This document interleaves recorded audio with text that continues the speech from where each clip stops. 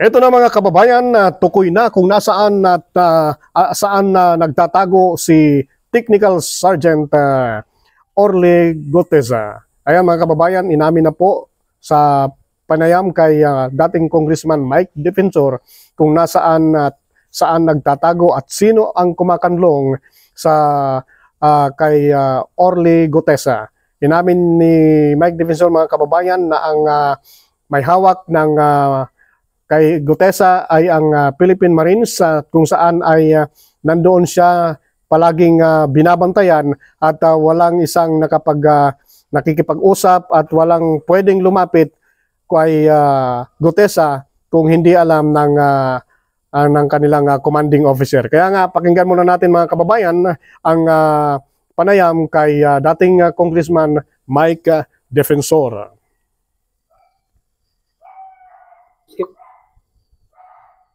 Sa NBI to file the case against Speaker Martin.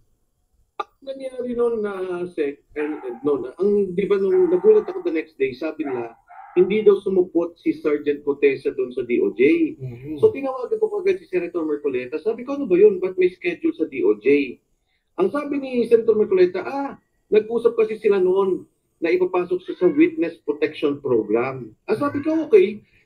Ang nangyari din, part of this statement, sabi niya, I want to be part of the Witness Protection Program. Pero nung hapon, di ba sinabi na niya, ayoko na rin sa Senate custody, I will take care of my own.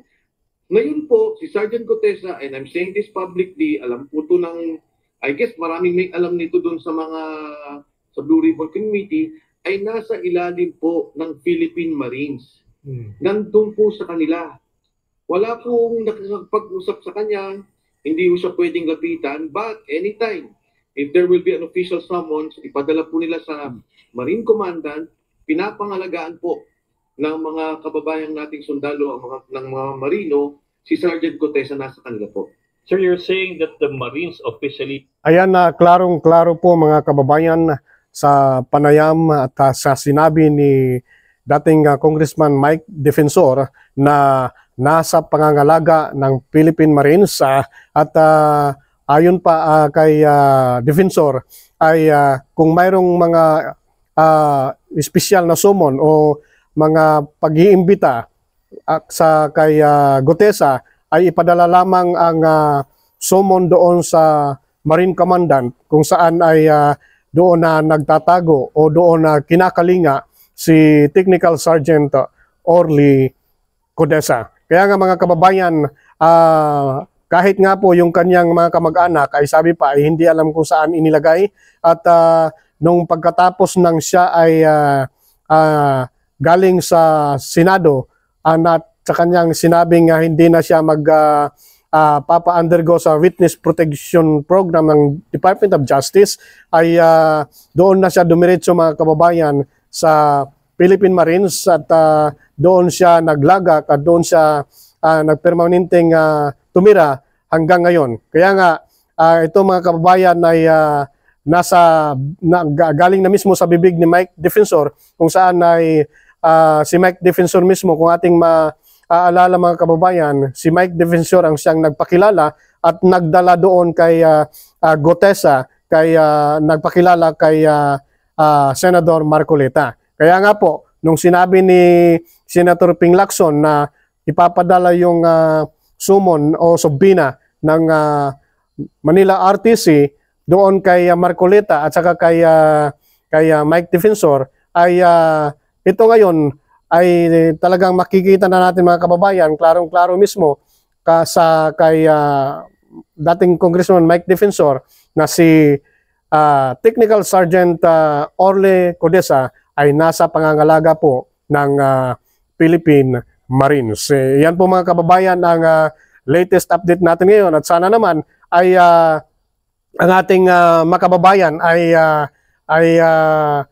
malaman na ang katotohanan at dapat ay talagang humarap si Gutesa doon sa pagsasagawa ng mga investigasyon dahil sa lahat po ng mga iniimbestigahan at nagiging witness ay sabi pa nga ni Mike Defensor ay siya lang ang walang kinalaman doon sa graft and corruption o hindi nakatanggap ng pera. Ang lahat po ng mga kawani ng DPWH na sinasabing kasabwat si Saldico at saka si Congressman Romualdez ay lahat po 'yon ay kasama doon sa mga nagbinibigyan ng pera. Pero itong sabi ni Mike Defensor, itong si Codesa ay kailanman ay hindi nakatanggap ng pera, bagkos sila ay yung mga tinatawag nating nagdadala lang ng pera. At sabi pa nga ni Mike Defensor, kung ating tatapusin ngayon mga kababayan, ay mayroon pang mga kasamahan si Mike Defensor o si Codesa na handang tumistigo sa ginagawang manumalyang flood control projects na yan, mga kababayan. Ito po ang tapusin natin, mga kababayan. Secured Goteza. I mean, not just some Marines, but the organization itself, the Philippine Marines. Yes, kasi yun ang nakuha naming information from the family. Hindi ko siya nakakausap directly. Immediately, nung nawala siya sa Senate, nandun na siya sa Philippine Marines compound. And then yung family, nandun siya din, kasama siya nung una. And then later on, siguro, dahil iniwalay na nila yung pamilya at itinago nila sa ibang lugar. Pero si Sergeant Goteza mismo, ay nandun sa Philippine Marines. In fact, siguro ngayon ko lang ito makikwenta and you can verify this, meron nga nahuli yung mga Marines na parang may umaaligid kay Sergeant Goteza. Hindi ko alam yung details of what transpired, of what happened, pero nahuli ng Marines yung taong yun ay nasa record nila. Hindi ko alam kung papatayin siya, kung intel lang yun, kinikising siya, but there was this incident siguro several days ago. Kong, ano mangyayari sa testimony? Ayan, mga kababayan, no? Talagang klarong-klaro at napakinggan naman natin ang panayam at ang sabi ni dating Congressman Mike Defensor na talagang nasa kustodiya ng Philippine Marines si Technical Sergeant Orly Goteza.